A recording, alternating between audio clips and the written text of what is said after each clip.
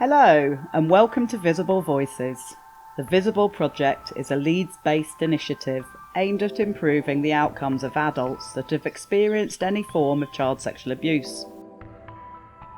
The Visible Project is made up of two equally important groups. The Strategic Steering Group, which consists of both statutory and voluntary organisations within Leeds, and the Visible Leadership Reference Group. This podcast is by Visible Leadership Reference Group that consists of people who have experienced any form of child sexual abuse, otherwise known as CSA survivors.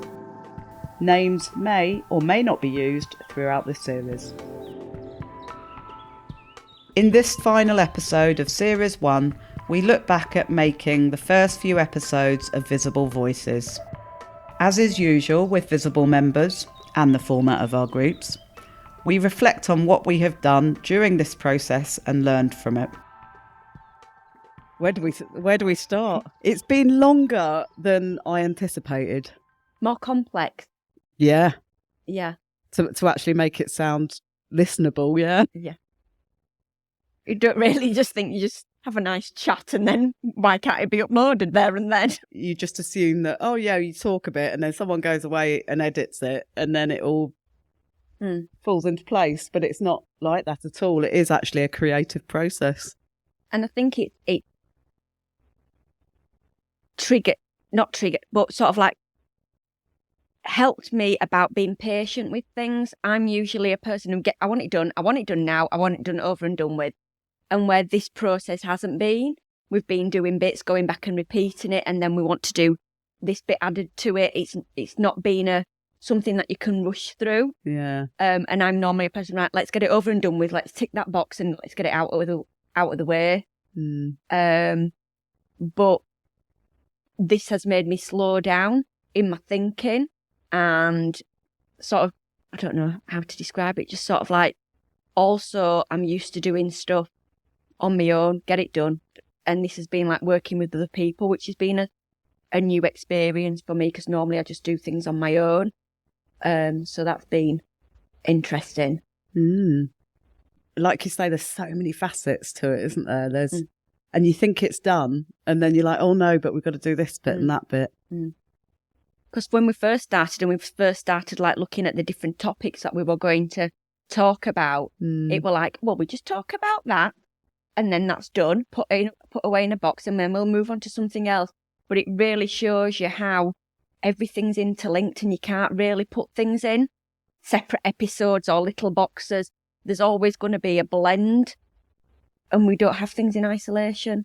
We're having all these things at the same time, which I guess we're used to living with, but when we're used to explaining it to somebody else, we explain it in little separate boxes. So we see a mental health professional for his mental health and a gynaecologist for one aspect, we see a urology for another aspect of the problems, or a gastroenterologist for one aspect, but we live them all at the same time.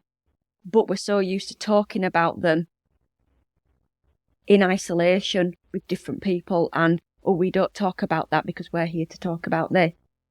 And I think this has shown me again about how we are holistic and one thing is influenced by another, and you can't put them in little boxes. And I think that we couldn't put everything to little episodes because we can't put things into little boxes.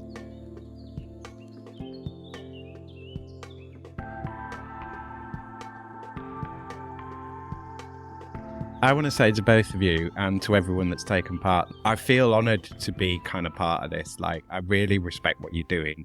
I'm amazed at what you've managed to do, like the whole team. No, I honestly am. It's amazing. It's been amazing to watch, and it's been a real privilege to be part of. So, yeah. And I think what you're doing is bloody brilliant.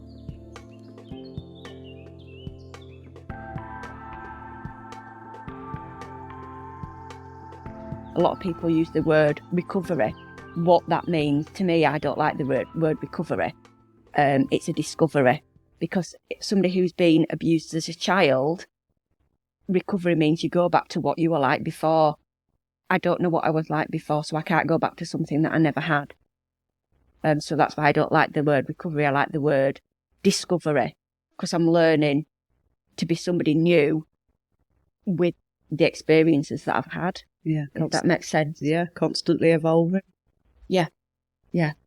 But I don't personally like the terms recovery and healing, because I always think it's going back to something that you were before. And when you've been affected in childhood, you haven't been anybody before. This is all you've known.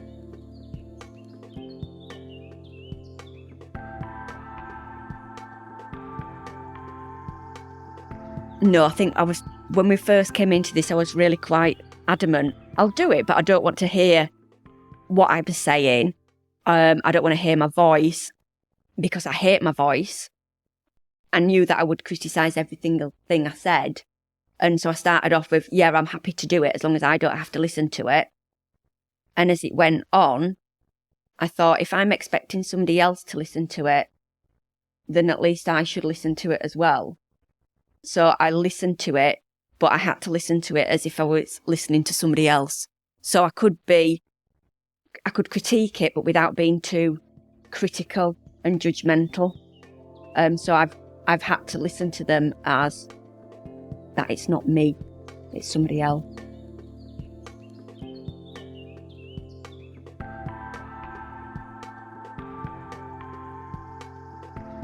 At first, when the first rough cut, I was thinking, what have we done? Because it didn't sound professional. Obviously, it hadn't had your magic touch to it, Simon, of editing and amending. But it made me realise that when you hear people on the radio or you hear people presenting, what an art it is. And it's not about just coming up ad hoc with something. Everything's really quite well prepared and formulated, and there's a technique that evolves over time. So yeah, the first cuts, I was like, I'll be honest, oh gosh, I don't want to. It's not. I was worried for me. I didn't want it to be sort of substandard or, a sort of an example that isn't going to be used or utilised in any way. But then as time went on, it was like, okay, so if I don't want that, then what? How can we change it? How can we do this? Okay, I thought it was going to take X amount of hours. I'll be honest, I sort of thought roughly each episode would take about 6 hours. However, it's nearer 10, 12 perhaps for each. I just thought we'd just go in and do it, and that was it. Yeah. And I think one of the things that I was conscious of was wanting to find the right tone. I didn't want it to come across as if we were just, I won't speak for everybody, but I was just going, oh, this is what I've been through, poor me, this is how bad my life is. No, I want it to be more of a, use what I'm saying and use what I'm saying to maybe think about how you respond to people. Don't assume, just ask, and that kind of thing. And don't assume just because somebody's got this label, it means X, Y, and Z. Everybody's different. And I think I wanted more for it to ignite people to have conversations about the topic, and start talking about uncomfortable things, rather than it be woe me sort of thing. So take what you want, leave the rest. Yeah. I'm throwing this out here. Yeah. But I'm hoping it will give you thoughts that will maybe change and influence. I'm not criticising anybody. I'm not saying what's right, what's wrong. I'm just saying this is what my experience has been, and this is how I've responded to things. Yeah. And I needed that enlightenment through therapy, and I've learned a lot from it. So I wanted to share what I'd learned through it. Yeah. I think for anyone listening who maybe hasn't gone through therapy, it may be, I'm hoping that it's a sort of like a beacon of light as to how far that journey is and how long that journey can be, but also that there is comfort that at the end of that journey, you can do things that can help others, that can change others. And I suppose that's one way, a sort of human trait to be positive about. And I think the reflection for me, when I always talk a lot about therapy and how it's helped me, but I guess because when I went into therapy, I had very different views of what I thought therapy would be like, and it was nothing like that. Therapy, it doesn't solve your problems, it doesn't make things better, it helps you understand your problems, understand why you are like how you are, or what difficulties you have and that kind of thing. It was a real eye-opener for me, but it doesn't solve everything. It doesn't make you all right with what's happened to you, nor should it. It makes you understand it more.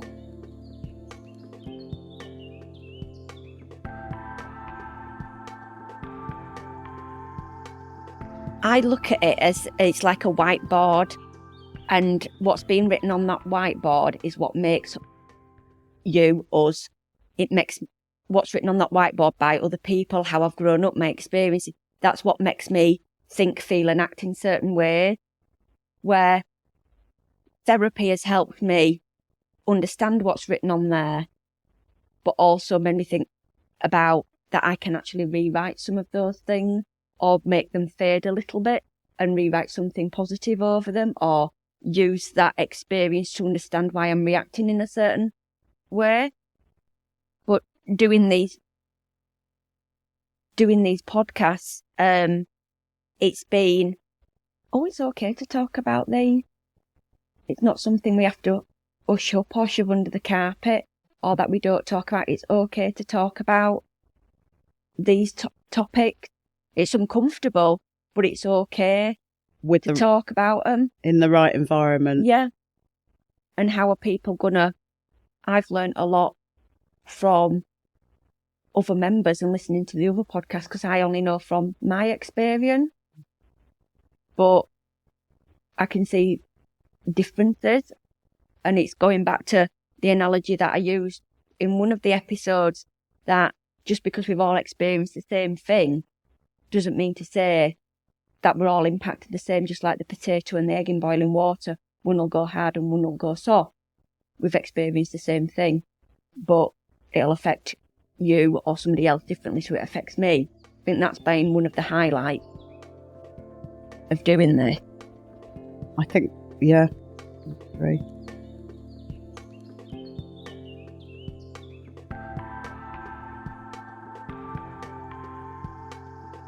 And the fact that there are so many things that can impact on top of CSA that stem from that experience. As a direct result. Yeah. And the physical links. I didn't realise that we all had so much in common. Yeah. Of physical. And how many they are, and how different they are. And how both the body and the mind, even in structure and in development and in how things work, are influenced, because it's, like I said, it's something that happens when those aspects are being developed.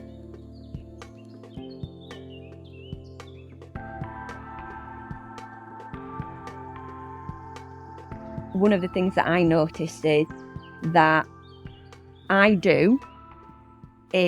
minimise comorbidities, and I minimise the impact that it's had on me. I'd rather call myself stupid, or I try to convince doctors and stuff that I was autistic because I didn't understand emotions, because I would rather be something wrong with me than something happened to me.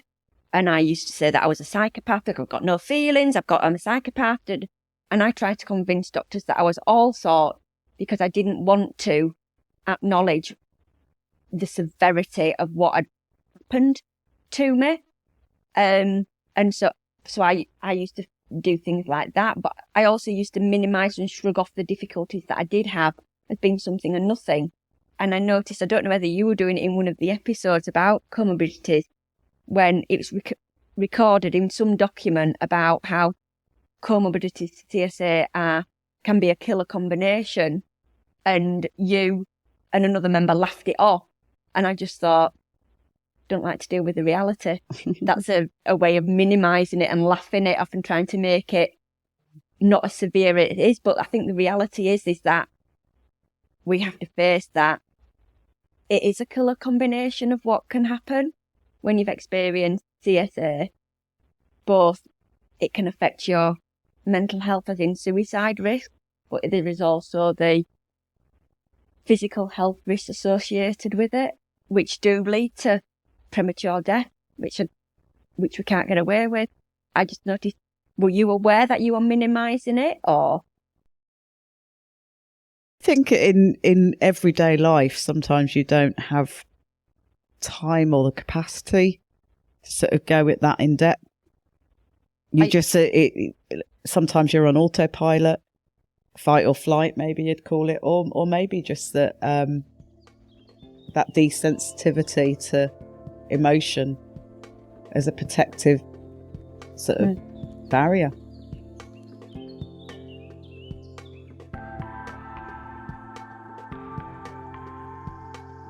It's like I've lived with this all my life with suicidal thoughts. They're nothing out of the ordinary for me. They're nothing to go, or to be shocked about. They're a daily occurrence that I experience. Yeah. So I've normalised them. For me, however, I don't normalise things for other people.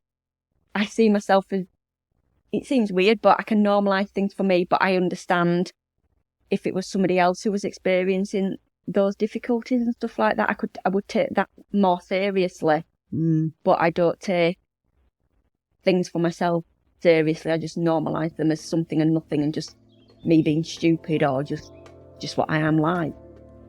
Yeah, it depends on the environment and situation.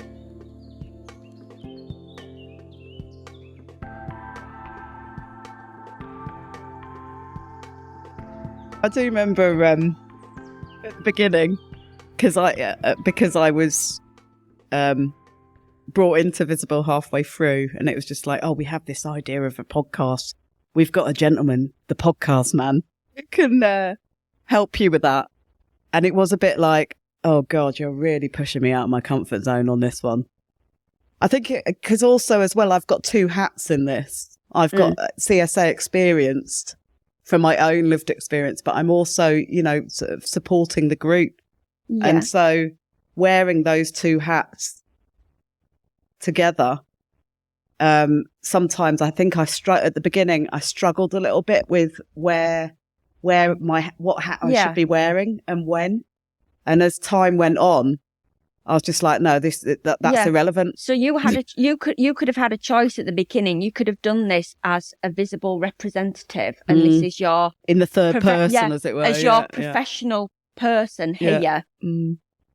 But you decided to bring in your lived experience to it. You could have easily just not done that. Why? For authenticity initially, and also most importantly because I have to be real. Otherwise I wouldn't be supporting this group. Be visible. Really, yeah. It's probably my little activist inside me as well that is always there, wanting to raise the profile of injustice and sort of issues that impact on me as well as others. And I think it's that. I wouldn't say need for connection, but that it's you to actually empathise and say, yeah, I've walked in your shoes too, is a lot more healthy and honest than I'm going to stand over here and pretend that that's not impacting on me. That would be a bit clinical, and it would also be a lie. And the last thing you should be doing in a group like Visible is lying to others or yourself. There was no reason for you to share your experience. No. Yeah. And it wasn't a requisite of doing the job that you were doing. Very true. No, it wasn't. But I think, it's about being there to yourself as well as to others in the most authentic way you can. Brené Brown would be proud of me.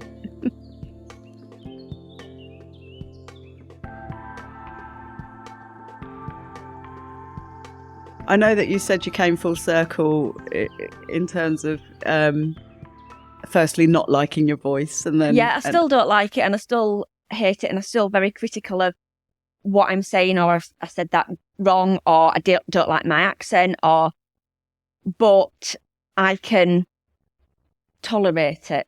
Put it this way, like Mr. Darcy. yeah, I can tolerate it, and I think, funnily enough, though, it has helped me, because one of the things that I struggle with, and I didn't know it was an impact of child sexual abuse, is I struggle with something called pressured speech.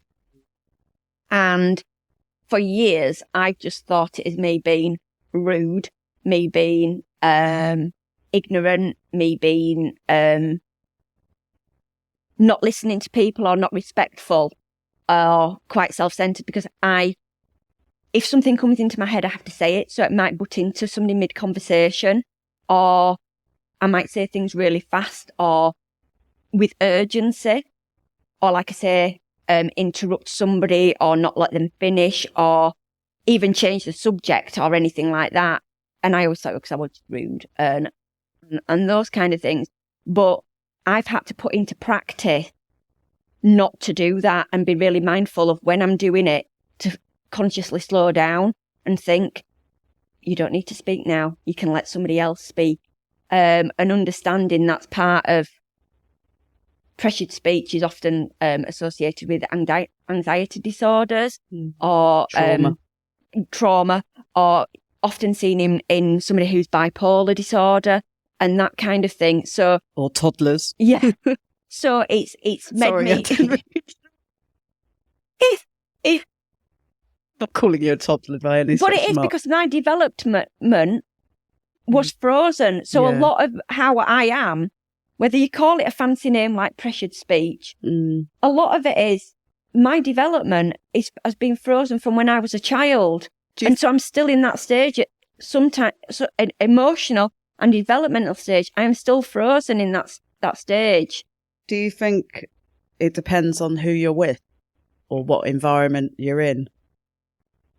And whether I'm being me, or whether I'm being I've seen how adults behave in this situation, so I will copy it. Or flight or fight mode, flight, fight, freeze, flop, friends. Because a lot of my emotions and attachments haven't developed from when I was a child. A lot of how I react in certain situations are basically copying what other adults have, and I think, right, this is what happens in this situation. This is how you behave. This is how you behave when somebody's had an accident or somebody's died or this, that and the other. It doesn't come naturally to me. I'm quite numb to things. And because my emotions were numbed when I was little, I couldn't just pick and choose which emotions were numbed. I just numbed at everything. So now there's the me, which is the acting me, which is I know how to act in this situation.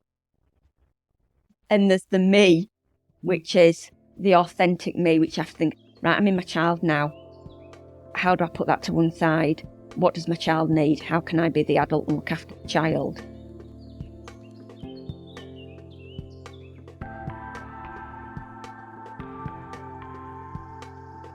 So that's something that you really enjoyed. Is it? Go on, what learn that I go off at a tangent and I can't answer questions. No, not at all. What have I enjoyed? It's quite hard actually chatting when you've got a microphone in your hand, isn't it? Yeah. And I think, isn't it funny? It's like I'm thinking I can't think of anything I've enjoyed because I'm not allowed to enjoy it because we're talking about a really serious subject. Yeah. So it's like I can't enjoy doing this, but actually it's been a really interesting and funny experience. It has. We've had a right lot because in between takes. I'm not used to laughing at myself. I'm used to criticising myself. Yeah. But doing this, we've been able to laugh at ourselves and not in a critical, you've done this wrong, you're crap way. It's that was funny how it came out like that, rather than shouldn't have said it like that. And I've been able to look at myself and respond to myself in a different way that I didn't before.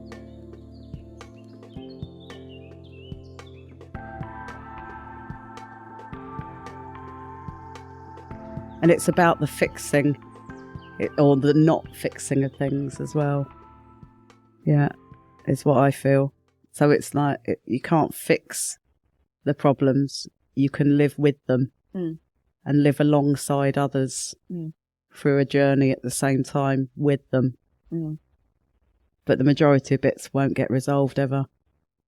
So it's about sort of making your life better. I guess there's a difference between things can be resolved in a way, but they can't be forgotten, or they can't be disappear.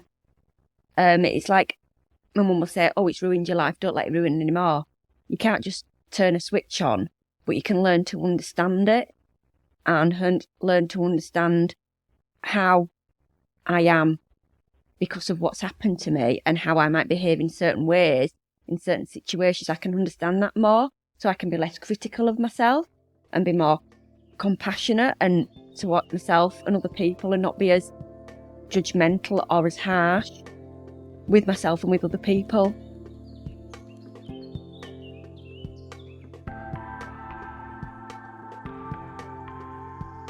Found it interesting that we're members of the reference group, but members of the steering group who are from organisations in Leeds, they're really keen to hear. And it's like, I didn't know people would be interested in anything that I had to say.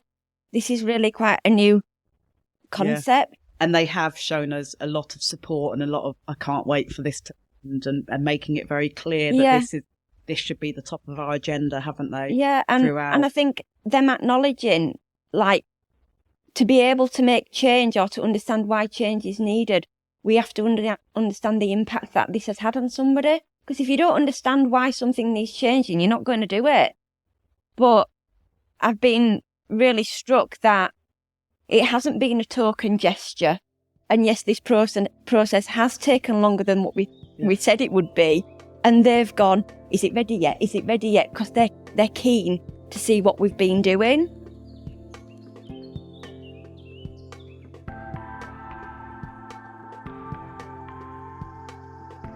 I think the level of support that I have felt from you is quite, I think you've been really open throughout this and very supportive of, Oh. Yeah. And that's testament to the people from Visible who have actually conjured up this idea initially.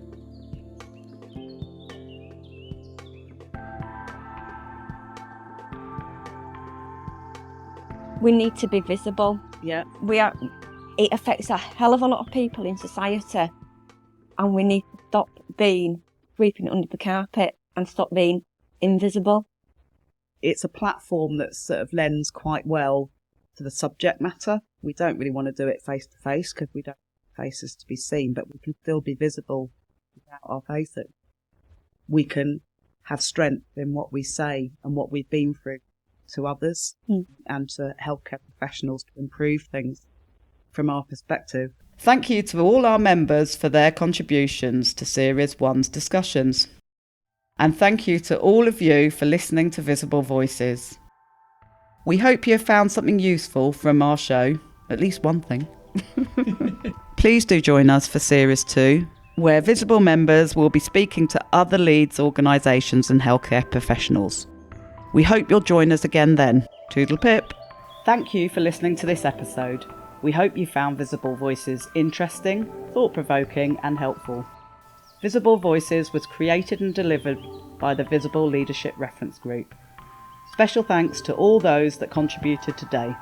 Western Studios Leeds Limited for facilitating the podcast. The music was produced by Mark Parvin, aka Marvin Parks. To find out more about the Visible Project, go to visibleproject.org.uk. You can also follow us on Twitter and Facebook. If the content of this has affected you and you live in Leeds, please go to the child abuse subsection of the Mindwell website, mindwell-leeds.org.uk.